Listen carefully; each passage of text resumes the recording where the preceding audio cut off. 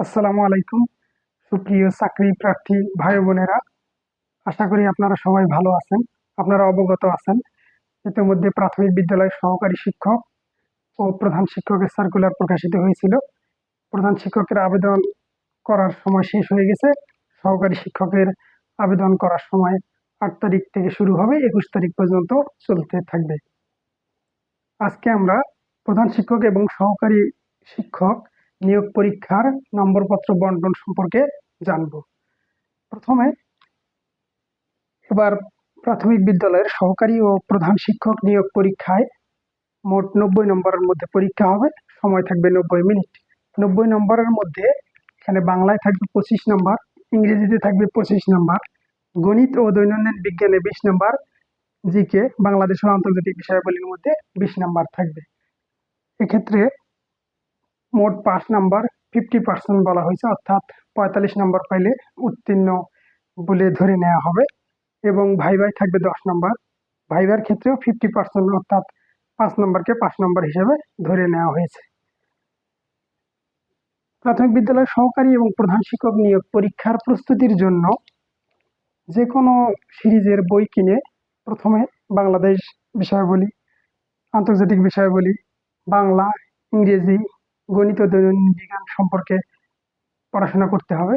এক্ষেত্রে বাংলার মধ্যে ব্যাকরণ থেকে বেশিরভাগ প্রশ্ন হয়ে থাকে, সাহিত্য থেকে তুলনামূলক কম প্রশ্ন হয়। একইভাবে ইংরেজির ক্ষেত্রে গ্রামার থেকে তুলনামূলকভাবে প্রশ্ন একটু বেশি হবে এবং ইংলিশ লিটারেচার থেকে একটি বা দুইটি এরকম প্রশ্ন আসার সম্ভাবনা রয়েছে। গণিতের ক্ষেত্রে ৩টা ভাগ রয়েছে: পাটিগণিত, বীজগণিত এবং জ্যামিতি।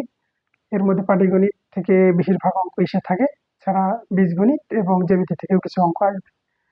দৈনন্দিন বিজ্ঞান থেকে কিছু প্রশ্ন থাকবে। এছাড়া বিজ্ঞানের মধ্যে কম্পিউটার থেকে একটি দুটি প্রশ্ন আসতে পারে।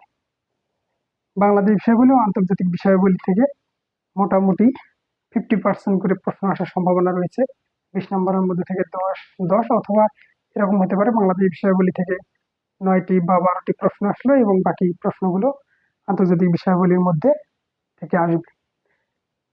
এর প্রস্তুতির জন্য আপনারা প্রথমে বিগত বিসিএস পরীক্ষার প্রশ্নগুলো ব্যাখ্যা সহ পড়তে পারেন, বিশেষ করে ৩৫তম বিসিএস থেকে ৪৭তম বিসিএস পর্যন্ত। এছাড়াও পিএইচসি কর্তৃক নন ক্যাডার পরীক্ষার প্রশ্নপত্রগুলো সেগুলো পড়তে পারেন। এছাড়া প্রাথমিক বিদ্যালয়ের সহকারী শিক্ষক নিয়োগ পরীক্ষার যে প্রশ্নপত্র আছে সেগুলো আইডিয়া নেওয়ার জন্য আপনারা একটু দেখতে পারেন। তাছাড়া প্রাথমিক বিদ্যালয়ের প্রধান শিক্ষক নিয়োগ পরীক্ষা ২০০৯ এবং ২০১২ সালের প্রশ্নগুলো দেখতে পারেন। তাছাড়া শিক্ষক নিয়োগ নিবন্ধন পরীক্ষার যে প্রশ্নপত্র আছে এগুলো আপনারা দেখতে পারেন। মোটামুটি জব সলিউশনগুলো প্রশ্ন শুধু আইডিয়া নেওয়ার জন্য যে আসলে কীরকম প্রশ্ন আসতেছে সেগুলো। আর প্রাথমিক বিদ্যালয়ের এই নিয়োগ পরীক্ষাটায় দেখা যাবে কিছু প্রশ্ন রিপিট হবে এবং কিছু প্রশ্ন নতুন আসারও চান্স রয়েছে। তো এরপর যদিও এখানে কোনো সিলেবাস নির্দিষ্ট করে দেওয়া নাই যে আসলে বাংলায় কোন টপিকসগুলো পড়তে হবে, ইংরেজিতে কোন টপিকসগুলো পড়তে হবে, গণিত, দৈনন্দিন বিজ্ঞান, বাংলাদেশ আন্তর্জাতিক বিষয়াবলী। তবে কিছু কিছু বিগত প্রশ্নগুলো অ্যানালাইসিস করলে দেখা যায় যে কিছু টপিকস থেকে প্রশ্ন বারবার এসে থাকে। আপনারা প্রশ্নগুলো দেখলেই তাহলে বুঝতে পারবেন। এছাড়াও পরবর্তীতে কোন কোন বিষয়গুলো থেকে বেশিরভাগ প্রশ্ন আসতেছে, বাংলা, ইংরেজি, গণিত, দৈনন্দিন বিজ্ঞান এবং সাধারণ জ্ঞান বিষয়, সেগুলো সম্পর্কে বিশদ আমি পরবর্তী ভিডিওতে জানাবো। ধন্যবাদ সবাইকে।